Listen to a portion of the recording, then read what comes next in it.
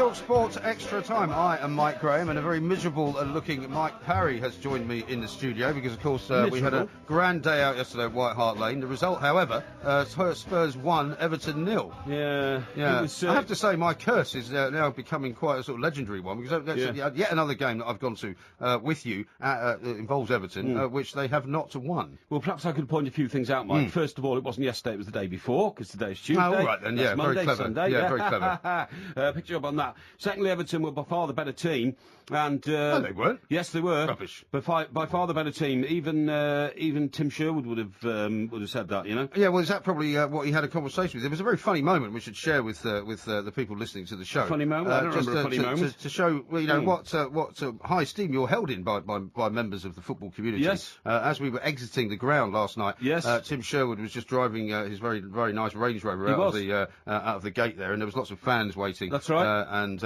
after he passed all the fans and did the signing, he drove just past as we were walking, saw you, and recognised you, and shouted out, put his window down, shouted out the window, Mike, hi, how are you? Yeah. And you went over to see him, and as you were walking over to see him, you for some reason said, hi, Steve. No, I didn't. Yes, you did. I don't know. You said, hi, Steve. I didn't. I don't know what you're talking about. Steve Sherwood is the goalkeeper who was in goal for Watford in the '84 Cup final against Andy. So why are you thinking about him? No, I wasn't thinking about him. Why would he be driving a Range Rover out of White Hart Lane? I've no idea, and I haven't got a clue what you're talking about. There were thousands of people around, and for you to... So you're denying that you said Steve? Completely denying. Well, I heard it very clearly. I know Tim Sherwood is used to him very well indeed, and I didn't want to sort of, push my face in amongst the fans who were getting autographs. However, there's a picture of me leaning on the bonnet of his car. There is, yeah. In due reference or deference, I suppose, to the fact he's the Spurs manager. But getting back to the game, of course, we could have had a last-minute penalty call. We didn't get that. We were the better team. But I'm not one of these individuals, Mike, who say,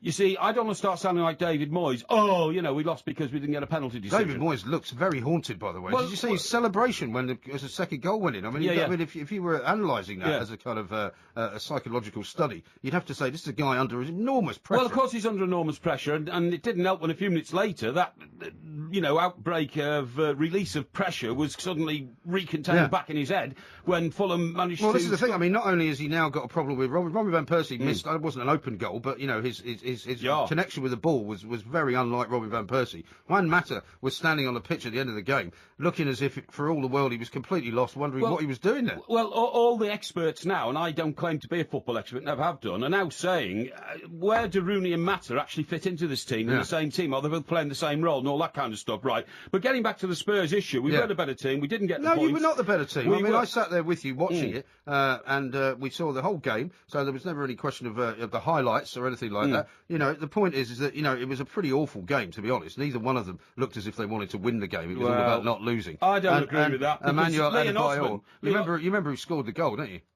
Of course I remember. Who scored the goal for Spurs? Adebayo. Yeah. Adebayo. Adebayo. Who did nothing all game apart from just knocking that one in. I know. And, which infuriates the Tottenham fans. But there was another moment that I'd like to draw your attention to in the game, where I think it was in the first half, where you said Ross Barkley had done this incredible run. Yeah. And as we checked with the team sheet, Ross Barkley was actually on the bench. No, and it wasn't Ross Barkley was on the bench. It was James McCarthy. Oh, you see, I know it was James McCarthy. I said it was Ross Barkley. I didn't say it was Ross Barkley, you fool. Because what I was saying to our guests there, by the way, thank you very much to John and Bob Sims. Mr. Bob Sims, of course, being the chief executive of Peterborough. Yes. And well known to Adrian Durham. Yeah.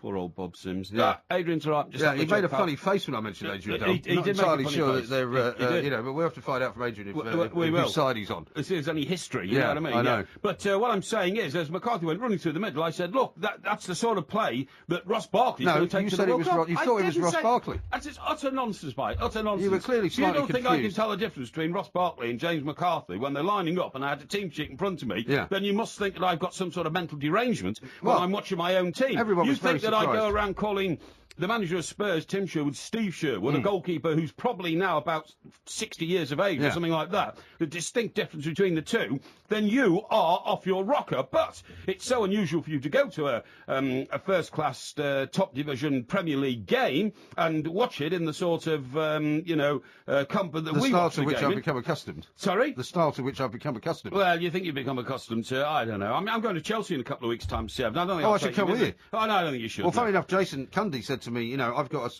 if you've got a curse on Everton, he said, would you mind coming? I've got a spare ticket. Really? Would you mind coming with me? I said, well, to be honest, I think I have to go with Mike Parry in order for the curse to continue to work. Oh, you think you get an invitation, do you? Well, I'm not suggesting I want an invitation, but what I'm saying is it's a bit presumptuous. I'm not sure if I go on my own whether that has the same effect and Everton either draw or lose. But I mean, on the basis of that game yesterday, or the day before yesterday, as you now call it, I would say that Everton have got no chance against Chelsea at all. Should we give a big shout out as well to one of the lads on the door at Spurs, who is a regular night worker and who listens to this very show? So that's what's his name? Well, yes, that's his name. Well, he's one of the lads on the door, isn't he? He was talking to us. Yeah. So, welcome to the Early Hours Show. Yeah, thank you very much. It's called Extra Time. Extra Time. Yeah. You've got a bit of trouble with names at the moment, aren't you? Maybe you are having some kind of episode, No. Well, let's talk about West Ham, because, of course, West Ham, as you just heard in the last hour, have agreed to the sale of Upton Park now, and they want to make it into a kind of, Highbury-esque, estate where there's all sorts of, beautiful gardens, the Bobby Moore Memorial Garden, some kind of, West Ham players have their names on the buildings and all of that. But I was quite surprised when I heard from the guy from the West Ham Supporters Club that he says, well, a lot of the fans have just kind of accepted it now, and we're going off to this rented stadium. Yeah. It's not like, anything like Upton Park, is it? No, see, what I don't get either is this property development. Now, it's been done by Galliard, that's the name of the company. Yeah. They also did Highbury. Yeah. But there's some massive differences here, Mike, and that is that Highbury is North London, and North London's quite fashionable. Yeah. And I'm no disrespect to East London, but, Well, it's getting more fashionable, East London, isn't it? It's getting more fashionable, but the history of cities is all about, why the East End of any city is always supposed to be less prosperous than the West End? Because of the prevailing winds. Yes, that's true. And what they did is they built the factories in the east so that the winds wouldn't blow across the city, they'd blow out the city. But all the rubbish from the west of the city blows east. Exactly. That's absolutely right. So, traditionally, the eastern sides of cities, Manchester's the same as London. I think Glasgow New York is the same. New York is... well, New York's a bit of a different kettle of fish, I suppose, because the wind blows north to south. But anyway, the East End is very much like EastEnders, the show, sort of basic that's why it's set people. there. Yeah, basic people living in basic homes, in a basic sort of lifestyle. Well, yeah, but I mean, if you think about where EastEnders is meant to be sort of originally set, it's supposed to be on the Isle of Dogs. I mean, the Isle of Dogs has had this transformation over the last 10 or 15 years into Canary Wharf. Oh, it's still pretty, in my view, it's a pretty desperate sort of place. No, it's not. It's gleaming buildings. It's got, an awful, I mean, the financial centre and the financial heart of London has now more or less moved to Canary Wharf. Well, yeah, but that's not the Isle of Dogs. Canary Wharf. It's not. Canary Wharf is not the Isle of Dogs. It's on the Isle of Dogs. It's not. Canary Wharf is glitz and glamour and all that. The Isle of Dogs. Yeah, but it's on the Isle of Dogs. That U-shaped thing is the Isle of Dogs. No. And the Isle of Dogs is where people like Henk Potts lives. These sort of would-be yuppies who can't quite get into yuppiedom, if you see what I mean. Is that right? There's no disrespect to Henk, because he's a good friend of ours, obviously. And are you saying that, away from Canary Wharf proper? Yeah, exactly. Yeah, it's all the Isle of Dogs, though. No, it's not. No. But anyway, look. Getting back to the West Ham situation, what we're talking about. So the other thing about Highbury is literally a few hundred yards from the new ground, the Emirates. Yeah. I mean, you just cross one main road and you're there. And there it is, yeah. Yeah, so you they're can supposed to have done a nice job of that redevelopment, haven't they? I haven't been up there to see it, but I mean, yes, because it's North London, it's off the Holloway Road, it's very popular. Yeah. Now, the thing with West Ham is that they're talking about redeveloping this site, and it's going to be a tribute to Bobby Moore and Bobby Moore Plaza and all that. Well, hang on, in about 2 years after West Ham leave there, what's the connection with West Ham Football Club anyway? Because the ground's not there anymore. None of the people supporting them are supposed to live there anymore. All supposed to live over the Stratford end of where the Olympic Stadium is. So if you were coming to London and you're, a sort of up-and-coming sort of person, thought, oh, look, that's a bargain flat, I'll go and buy one. Hang on, why is this painted in claret and blue? Why are the statues of famous footballs all over the place? You wouldn't want to know. But don't you think it should have some kind of, at least recognition of it once formerly being West Ham United's football ground? Because Upton Park is one of those great grounds, although, as Graham said there, it has been rebuilt in various points over history. But it's one of those great iconic grounds that's inside a kind of proper community, houses all around, pubs and all that. It's not a football ground anymore. It's not a football ground anymore. Now it isn't, no, but it still is for another year and a half, isn't it? Yeah, but it's not going to be when it's redeveloped. So I just don't understand. I mean, most people buy a house on the basis of, is it value for money? What are the facilities locally? Is there a tube station nearby? All that kind of stuff. You don't buy it because it used to be a famous football ground. That's the last reason West in the Ham world. fans might want to do that. Yeah, but the West Ham fans of the next generation aren't going to live there anyway. They're going to live in Stratford. Well, that's not very far away. It's only a couple of stops on the tube. Well, I don't care what I'm saying in my... It's ludicrous to say, oh, we'll develop this around a football theme because it used to be a football ground. I mean, on that basis, right, Chester, where I come from, knocked their football ground down about 25 years ago and put up a retail park. So something like, is it called C-Max or something? Or C-Max? Is it CJ Max? CJ Max or Max Fax or something? There's some store. You're not going well with names today, are you? TK Maxx. I've just been told. What is TK Maxx? It's like a clothing store. Oh, it's clothing store. It's a sort of a discount sort of designer clothing place. Okay, well, there's one of those there. So do you say to somebody, oh, look, you can come and shop in TK Maxx here because this used to be Chester Football Club. Therefore, there's an image about it. You see what I mean? Well, Chester's not exactly West Ham, is it? Well, it's not in West Ham, I agree. But the point is that West you know, part of the deal is that West Ham, as a proper, Premier League football club, I think their fans would want something to be there to remember the fact that that's where they used to play. Well, I appreciate what you're saying, but maybe that's part of the deal that they had to kind of agree to do that. Hang on. The decision has now been made. We take lock, stock and barrel, the club, which is West Ham United Football Club, and we take it to the new Olympic Stadium. So that's now the hub of West Ham United and their history. But it's just a rented place, though, isn't it? It is just a rented place. I totally agree with you. It's a football club, a real football club, without its own ground. That's why I would literally nail myself to the walls of Goodison Park if anybody ever decided... I'd like to see that. Yeah, exactly. Well, I don't mean nail. I mean, I chain, I suppose. Yeah. Some people would probably be more than happy to help you out. That's right, yeah. But... if they ever suggested that we should share a stadium with Liverpool in the middle of Stanley Park, I wouldn't have it. I'd, and if they ever... Well, what if they have a ground shared with Liverpool, though? No, that's what I'm saying. I'd never have it. I wouldn't mind Everton moving to a new stadium, provided it was their stadium, but I wouldn't have a ground share with Liverpool. And in fact, if the, what do you call them things with the ball swinging on the end? The ball swinging on the end? Yeah, what are you talking about? The crane with the big heavy ball. Oh, yeah. The wrecking ball. The wrecking ball, that's right. I would leap onto the wrecking ball if I thought the Goodison Park was being knocked down before... What are you laughing at? I've got this image of you doing what Miley Cyrus did, which was basically being on a wrecking ball naked. I can't imagine anything worse. We have to get somebody to stunt that picture up and text it into us. No, not naked. But I would if Everton suddenly moved out and didn't have their own ground. Deary me, that image is now going to haunt me for the rest of the night. Mike Parry naked on a wrecking ball, just like Miley Cyrus. Dear, oh dear. This is Talk Sport. We are the two Mikes. More coming up next. Help! I need somebody. Help! Not just anybody. Help! You know I need someone. Help! When I was young, so much. This is Talk Sports Extra Time. They are the Beatles, of course. We are the two Mikes. And, Mike, I don't want you to think that just because we've selected that particular song, it's got anything to do with help that you may need. Just remembering names. It's a simple thing. No, I don't have a problem remembering names. I just get, rather irate and worked up when you cannot keep up with the speed at which I think. And the speed at which I think and which I deliver information. The speed of thought if you keep getting it wrong, though, is it? I don't get things wrong. And as for that Beatles song, I suppose we're playing that because it's the great anniversary of the Beatles. It's the 50th anniversary of the Ed Sullivan Show when they went over, and I was watching something actually over the weekend. Incredible kind of scenes of the Beatles, how they cracked America, and how one of the things that stood out for me, 40% of the entire nation actually watched their appearance on the Ed Sullivan Show. When the plane landed at JFK, and it wasn't even called JFK in those days. I think they just renamed it JFK. Have they just renamed it? Yeah, well, it was 64, wasn't it? And that was 63, so the assassination, so you're right. And Ringo Starr looked out of the window and saw like all these millions of young girls, and he literally turned to the rest of the group and said, I think we must have arrived at the same time as the president. There's thousands of people out there. Right. They had no idea that, because Beatlemania hadn't even started in England by then. No. And they get over there and they suddenly find these hundreds of thousands of people. Right. They sort of closed down New York Airport, JFK, and couldn't get them into town and everything. Yeah, it was absolutely incredible. And watching them as, you can know what their kind of different personalities are as we've learned over the years, but watching them at the beginning, it's really interesting to watch John Lennon because he's really taking it in. He's kind of watching. You can see how he's just amazed at the reaction, but he's also kind of sucking it all up. And they were so smart and clever, and nobody had ever seen anyone like him. Oh yeah, remember the first question? How do you find America? Yeah. We turn right at Southampton. Yeah. That was the answer from John Lennon. Yeah. No, it was brilliant, and it took me back to the fact that really ironically.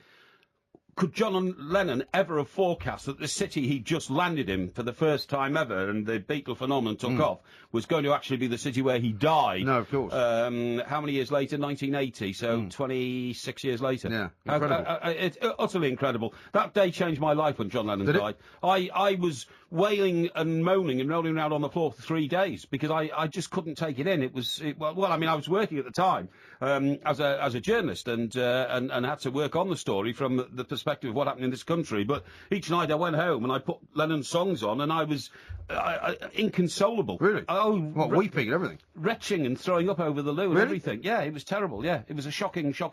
How long did that go on for? I mean, I was upset about it, but I wouldn't say that it was affecting me physically. Oh, it affected me terribly, and you know, sometimes you answer these sort of Q&A things about what's your favourite film, what's your favourite, you know, what's the saddest moment of your life? Well, for me, without a shadow of a doubt, it was John Lennon being killed. Really? And to this day. What about your father dying? Well, of course, that was very sad. That was very sad indeed, but you know that that's going to happen. But I didn't know John Lennon was going to be killed, you know what I mean? It was a terrible shock. And I have to say, the man who killed him is called Chapman. Yeah. And Mark Chapman keeps occasionally trying to get parole, doesn't he? And Yoko Ono occasionally keeps making sure he doesn't get out of jail. And what I was going to say is if he ever does get out of jail, I'd go over to America and try and hunt him down, because I think it's the greatest... With your wrecking ball. With my wrecking ball, that's right, yeah. It's the greatest loss to humanity of all time. I just can't think of a man who was taken off the world early and unjustly who would have given so much to the world. What about all the Lennon... What about JFK? Well, yes, but JFK was a politician, and they're in a combative position. John Lennon was a genius. But he was in a place to change the world more than John Lennon was. I don't agree. I don't agree with you whatsoever. John Lennon not only brought us some of the greatest songs of the 20th century, he would have brought us a lot more, but he also, remember, John Lennon stopped World War III happening, without a shadow of a doubt. And he's got an airport named after him. He's got an airport named after him. He also ended the Vietnam War. I mean, you've no idea how influential John Lennon was in this world. John Lennon ended the Vietnam War. John Lennon ended the Vietnam War. John Lennon stopped the Third World War happening. I thought that was Nixon. No, well, of course it was Nixon, but who was Nixon most frightened of in the whole of the world? Who did Nixon say was the greatest threat to his presidency? I think it was John Lennon. He did. He said it was John Lennon, and that's why he set the FBI after John Lennon to try and get him thrown out of America, because he was so influential with young people. Still, at least you got over it now, though, haven't you? This terrible. Well, I'm not sure I have. I'm not sure I have. Every time I hear a John Lennon record, I become maudlinly depressed, because you know the man that was there, who would have brought us all these great songs, is not there anymore. And about Russia, it was just about, you know, when people were starting to get imported Beatles records smuggled into Russia and all that. The moment young Russian people started listening what the Beatles were doing, they decided that the West wasn't terrible anymore, that America wasn't the great Satan, that they didn't particularly want to go to war with them nuclear-wise or anything else, and Lennon stopped what could have, you know... Yeah, but isn't it a bit unfair, though, that Lennon gets all of this praise and McCartney never gets any at all? I mean, Paul McCartney is also a musical genius. He is, I agree, but he's still alive. Yeah, but that's what I mean. So it's unfair, isn't it? Because he survived, he doesn't get all this adulation. I mean, people go, oh yeah, well of course everybody knows that Lennon wrote all the good songs, which is not true, actually. No, of course it's not true. John Lennon said the best Beatles song ever was Hey Jude. Yeah. And that was totally written by Paul McCartney. Lennon had very little to do with that whatsoever. Mind you, he did call some of Paul's records granny music. He didn't like Yesterday. That nearly finished the group off. And scrambled eggs, as they used to call Scrambled eggs, that's right. Yeah, and Oobla Dee, Oobla Da, John thought it was so horrendous that he once threatened, you put that on a Beatles record, mate, and I'm out the group. You know, I mean, he was like that. And inevitably the group had to break up because they were so different. And I'm so glad that Paul came out recently and said Yoko Ono didn't break up the Beatles, because she didn't. She actually extended the life of the Beatles by persuading John to stay in. Yeah, because he would have left a lot earlier. Well, listen, there's a lot more stuff to talk about. What about the floods? Because I noticed on the way in, watching on the TV, absolutely terrible. You know, the Somerset levels is one thing, but it's actually now worse in parts of Berkshire and those areas of the Thames where the Thames has basically broken its banks. And if you look on the aerial pictures, it looks like for about a quarter of a mile, maybe half a mile, it's just completely underwater. People have been evacuated. There's police going around in boats. And, you know, part of it, of course, and I learned all this from when I had my flooding experience down in Wiltshire, is that water always has to go somewhere. And one of the reasons it's so bad there is because further down the river or further up the river, you know, they're putting up dams and things, so the water's got nowhere to go. Nowhere to go. And of course they've stopped dredging the rivers, so because of this ridiculous thing you told me about. The European dictum says you've got to flood some fields to allow the vole to prosper. Yeah, the voles, How utterly ridiculous.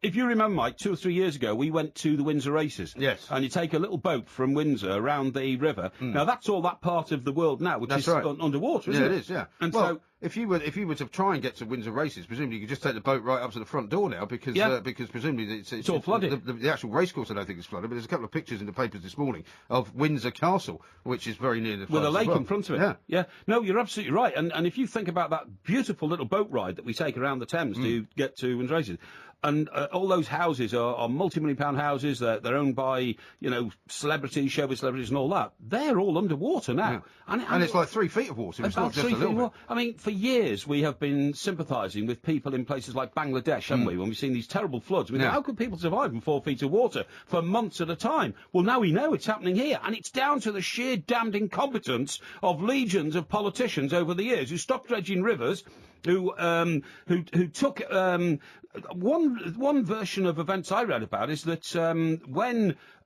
we got the rebate from Europe that Mrs Thatcher fought so hard for, it was actually the Labour government who inherited the ability to take the rebate back, but then was supposed to redistribute it to farmers, which they didn't because, it was the Shire counties and all that kind of stuff. This is a version I read this morning. Yeah. So then Britain was fined for not redistributing the rebate, and the fines had to be paid out of what used to be the Environment Agency budget, who stopped dredging rivers. How about that? So they stole the money from the Environment Agency. Well, it's a terrible thing. I've got great sympathy for anyone who's stuck in the flooding around shocking. the country. I It really totally is bad. agree. Parts of the West Country now completely cut off. It's an absolute and utter nightmare. But you see, thing is, Mike, when it was only down in the West Country, politicians didn't care. Do you know why? They think, well, anything past Exeter we couldn't care less about anyway, because all the Liberal Democrats vote down there, and, Although the Somerset level's actually not past Exeter, but that's another but you know what I'm talking about. You know what I'm talking about. And they're thinking it's only a very small part of the country. It's not very productive. They haven't got any motorways and all that kind of stuff. Whereas once it comes knocking on the door of the capital, London, they all suddenly get alerted and start thinking we better do something about this, because if we don't, these people might vote us out in the next election. I mean, politicians are despicable people. Politicians are supposed to look forward and prevent these things happening, instead of which they wait until they happen and go get a pair of wellies and wade around trying to make out that they're going to fix it. They can't fix it. It's already broken. He's very, very upset tonight, Mr. Parry. I think it's all to do with Tottenham beating Everton at the weekend. But Mr. Porky Parry and I, Mike Graham, back next. I came in like a rainbow. I never hit so hard in love. All I wanted was to break your walls. All you ever did was wreck me. Yeah, It's a terrible, terrible thing. All I can think about now is you naked on a wrecking ball. That's Miley Cyrus, yeah, by the way, which you might not have heard before. That's your only daft. That's your own. Well, no, you daft put this image in your own head. put this horrible image in my head. I can't get it out of it now. But anyway, let's not talk about that because I'll try and remove it from my brain. Let's talk instead about this tube strike, because Fulham, unbelievably, are saying that they're going to make an announcement at 3:00 this afternoon about their game against Liverpool on Wednesday night, because there's loads of Premier League action this week. They're saying that if they can't get their safety staff in, then they're going to have to cancel the game. It's absolutely ridiculous. I mean, we were talking about it before the show, and I mean, obviously the people have the right to go on strike. It was quite disruptive last week. In some ways, I blame both sides for the fact that it's happening. But surely they should be able to organise a football match without having to worry about a strike, because then presumably the Arsenal game gets cancelled. It's ridiculous, isn't it? Well, don't you feel, and I'm not making any accusations against any individual at Fulham, but in a run of form that they've encountered at the moment, barring the relapse they got at Manchester United, obviously,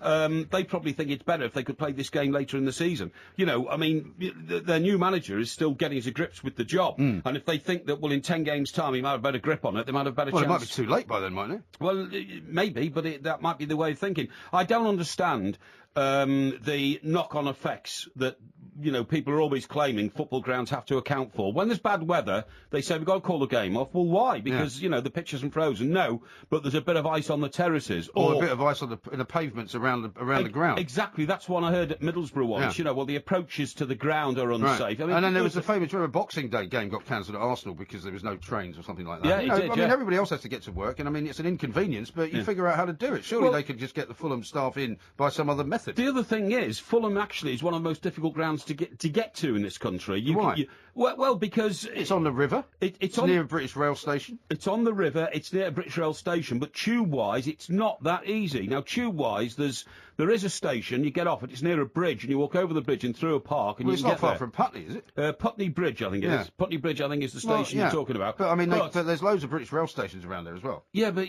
British rail stations mean you've got to get a train, and the trains only go at certain times, whereas tubes go all the time. Yeah, well, you would have to get a train, wouldn't you? Yeah, but they don't go all the time if there's a strike. That's the point. Yeah, but I know what you're saying, Mike, but what I'm saying is, the point I'm trying to make, which you're clearly not absorbing, is that most people don't get to Fulham on the tube, right? So if most people don't get to Fulham on the tube, including the people who work at Fulham, why then do you need to call the game off because there's a tube strike? Well, Is that my point? I think that's absolutely right. I mean, Right. there will be congestion. See, We'll be he's got talking it. about Finally that. got it. Got it in his head. Well, you finally made it into some kind of sensible argument as opposed to just ranting and raving. But I mean, there's a bigger problem in this country. Forget about the tube strike, because there's always the thing that they did last week was that they did it from 9 o'clock at night on Tuesday till 9 o'clock at night on Thursday. So of course, when they then went back to work after 9 o'clock on Thursday night, they all went home early. So, you know, this is how clever they are. So they actually turned it into more like a 3-day strike. And all the trains were in than the a wrong 2-day place strike. on 'Cause Friday there's a massive morning. problem. There was a story over the weekend about something like almost 1 million people are off work on long-term sick deals. I just can't get it. And it costs the nation some ridiculous amount of money. I know, and I think you'll find the public sector's far worse than Well, it is, the because it's private much sector. easier to take long-term sick leave. Yeah. It's for more than a month, basically. Yeah, I mean, the public sector are getting on my nerves in a big way. You know, they do have these dismal sort of attendance figures. The other thing is, I'm getting very close to suing the public sector because if Suing them? Yeah, I'm telling you. Have you heard Who are how... you going to sue? Well, I'm going to sue the ambulance service or the police or something, because have you heard how loud the klaxons are on these public service vehicles now? And when they go past me, I'm sure they've damaged my eardrums. Well, the police and the ambulance service They're need too to loud. have... Well, they're not too loud. They're too blinking loud, Mike. And Maybe I'm your not... ears just get more sensitive. Well, maybe they'll get more sensitive. Maybe my hearing is improving or something like that. But I'm telling you, those noises are so loud, I think it's so counterproductive. I think they damage people's hearings by switching those things on. Have you never been... I mean, I must say, it is annoying if you're standing at the traffic lights and then just as they approach, they suddenly put it on. Yeah. But they have to do it. It's part of what they need to do. and that I'd could knock rather you off your that feet. everybody heard it than didn't hear it. You wouldn't want it to be quiet. I would you? don't agree. I don't agree. I suspect that most of the time they don't need those emergency lights and klaxons and everything, because when you see these public service vehicles like police cars and ambulances, where are they going?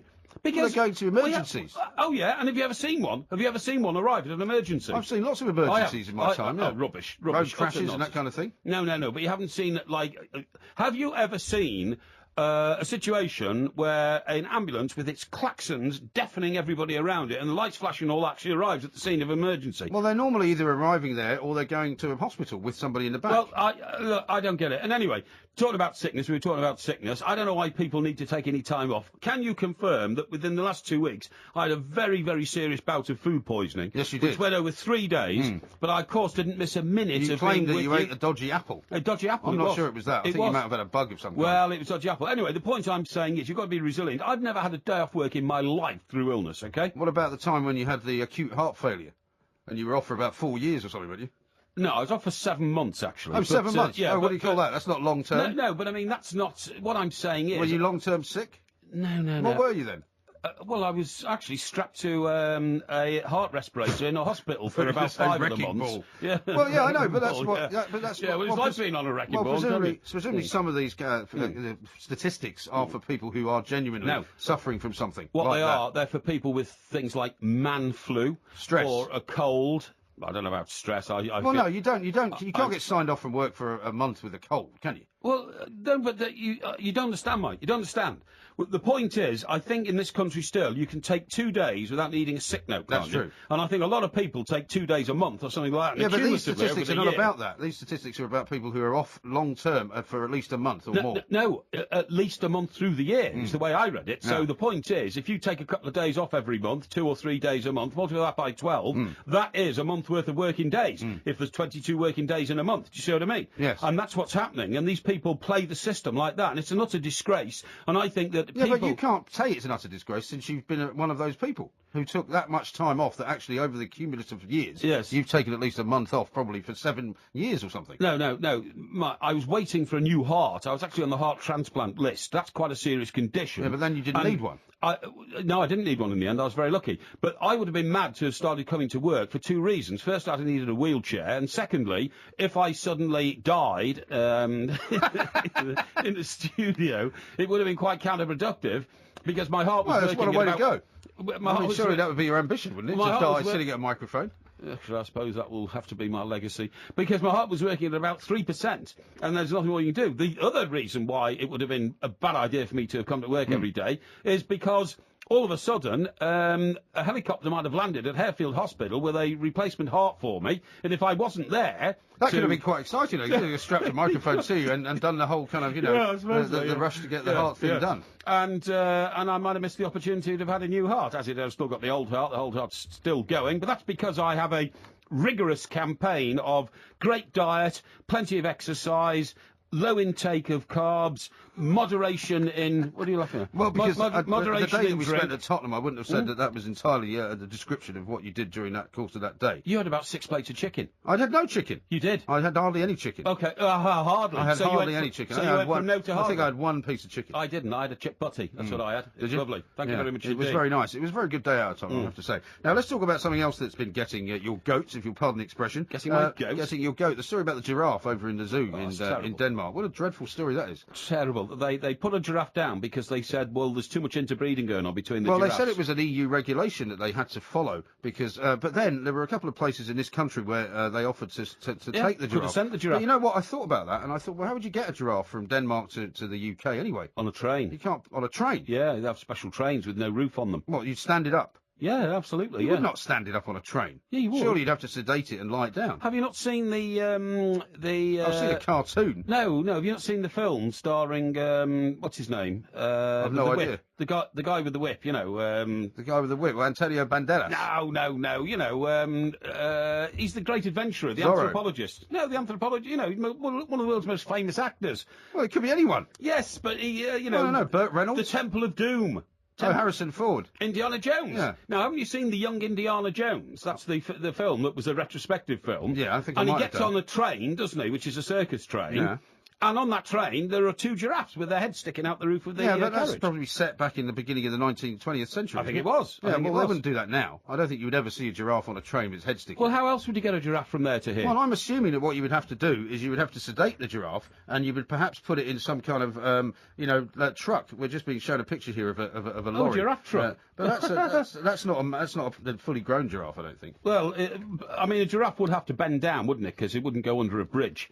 So you'd have to. Well, you'd have to. Well, what are you supposed to tell the giraffe to do? Well, you'd make the giraffe sit down, don't you? You know, you've got giraffe trainers, haven't you? I don't know, have you? Of course you have, and what you do is you'll have a method with a stick where you just tap them, and I don't mean hit them, tap them on Right. the back, and they sit down, and Is that a dog? they rest there. Yeah, well, you train them like a dog, don't you? And you rest the giraffe's head on a pillow or something like that, and then Giraffe's pillow. Well, what else are you going to do You've with gone it? completely mad. No. You cannot, giraffes are not domesticated. What, he's got a basket for the giraffe as well? Well, and a ball. You we've throw the just ball, seen- it runs and catches it. Hang on, our producer's just brought in a picture of a giraffe transporter. Yeah. And it's not, 72 feet high, No, but is it's it, a like baby. a giraffe? It's obviously a baby giraffe. Well, I don't know if it's a baby giraffe or not, but if you're going to transport giraffe... Anyway, look, the point of the story is they killed this poor giraffe and then they fed it to the They lions. shot it, fed it to the lions, which was a sort of pretty nasty aspect to it. In really, front wasn't of children. it? Well, I don't think they did it in front of They children. did. They? There's a picture of them dissecting the giraffe in front of children. It's a Hmm. ghastly experience. And that gets back to my original point, and I've been saying this for years. You should close all zoos in this country. It is utterly inhumane in the 21st century for human beings to impound and compound and imprison animals. It is an absolute disgrace. Well, a lot of the zoos around the world now, because they've had to change. I mean, there's very few horrible zoos, apart from in some countries where the regulations are not very good. An awful lot of them now are involved in research. I mean, like London Zoo has. they always say that. Well, yeah, because they're in many ways they're Rubbish. places where species can be sort of saved, really. Because Hang if on. you think about Siberian tigers, and you think about But what's a the lot point of of saving them and locking them up in a little cell all their lives to go mad? Well, That's they what don't go happens. mad. They're They not do. in, well, They they're go not mad. in, they're not in little cells anyway. They are in little cells. No, they're not. The giraffe house at London Zoo is open air. They've got a bit inside where they can go when it's raining, and they can sit down and they can do their dog tricks, as you Mike, say that Mike, they can Mike, do. Mike. But at the end of the day, it's preserving species which might otherwise die out because they're being poached and hunted and all There's that. no point in preserving species. So, I mean, look, the world is not a worse place for the fact that the dinosaurs are no longer with us. That's So- true. So the world won't be a worse place when giraffes and elephants aren't But with us. dinosaurs weren't hunted out of existence. Dinosaurs became extinct because of the different changes in the temperature of the Earth. Yeah, but you're saying, oh, well, we can preserve these species by jailing them and locking them up. I mean, look, I have been to the Kruger National Park, as I keep trying to tell you. Yeah. Well, I- that's not a zoo, is it? How do you feel about that? I feel great about it because it's the size of Wales, and you see giraffes bounding around as they do. Giraffes have a funny way of... They're beautiful animals, actually. They're beautiful animals, and they don't really walk or run. They sort of lollop, if you know what I mean. They do. They lollop around Yeah. and all that kind of stuff. Now, if you can do that in an area the size of Wales, that's great. But if you take a giraffe out of an area the size of Wales and put him into an area the size of London Zoo, even if the giraffe had access to the whole of the zoo, that is cruelty beyond imagination. Now, what about the Beyond educational imagination. possibilities of zoos, though? As long as the zoo is well run, I you don't can take care your about children there, and educational- that's where children get to see some of these animals. Tough. These days, with cheap airfares and international travel available to anybody, take the children to the natural habitat of the animals, not the other way around. Oh, yeah, because everyone can afford to fly their kids to Africa. That's Well, no I'm problem not at saying all. they can, but I'm saying there's the opportunity to do it. I mean, look, for instance, mate, see the size of this studio? Yeah. Now, supposing I said to you, this is where you are going to exist for the rest of your life, we'll have a little balcony so you can go and have a cigarette occasionally, but basically you're in here. I mean, much Well, like as long this- as you weren't in here with me, I suppose I wouldn't mind it that much. I don't want you to be frivolous about this. What I'm saying is, you would go mental eventually because you are locked up in the confines of these four walls. That's what we do to giraffes and elephants and tigers, Rubbish. and it's an absolute disgrace. It's absolute An rubbish. absolute disgrace. Well, I'll tell you what. Why Absolute about? Well, disgrace you to should, me. why don't you join that campaign that Prince Charles and Prince William have got themselves involved in? You know, where they're talking to people who have been killing elephants, because apparently elephants are a part of this problem that you say we shouldn't be able to see. I mean, where are you going to go and see an elephant if you don't live in India or Africa? The Kruger National Park, I just told you. Well, I've been there. are you on some kind of commission for the Kruger No, National Park? No, but I've been there, and there's lots of elephants around in Africa. I read a story yesterday that Prince Charles is apparently going to meet a man who is, I think, the leader of Tanzania, where I couldn't believe this figure until I read it twice. They kill 11,000 elephants a Yeah. year. I didn't even Well, know this is there a were problem. In some 11,000 African elephants in the countries, world. like, you know, the gorillas are being poached out of It's existence. disgraceful. You know, the elephants are being Yeah. killed. The rhino horn is being, hacked Yeah. off the heads of rhinos. And I think if you were a rhino, you'd rather be in a zoo in London, Rubbish. safely, rather than waiting to be killed. No, you'd rather take your chances out in the natural habitat than be locked up in a little cell for the rest of your life, without a shadow of a doubt. If I was offered the opportunity to either sit in this place and be stuck here for the rest of my life, or go outside where somebody's going to shoot me, I think I'd stay in here, wouldn't I? I'd go for the shooting. Well, and you just- well, I mean, I don't Go- want to be yeah, I shot. think a lot of people would vote for that. No, Yeah. I don't want to be Would shot. you like to have him shot? No. Or would you like to have him incarcerated? Preserved. What I'm saying is, I take my chances out there because that's freedom of mind. The human brain is like the animal brain. You cannot lock people up and say you're going to be a prisoner for the rest of your life. It's against the natural instincts of all living form, including trees. That's why we shouldn't have arboretums, because that. Now you get really stupid. No, I'm not. Fortunately, we're running out of time. I'm not. I'm telling you. You just don't understand about living organisms like I do. You've said that before. I'm not going to pick you up on it again. Organisms is Organisms, the word. Mike organisms, Porky sorry. Parry will be back, of course, later on this week. You'll be able to find the two mics on iTunes on the podcast in a few hours' time. Keep downloading them. There's loads there from months and months ago. This is TalkSport Extra Time.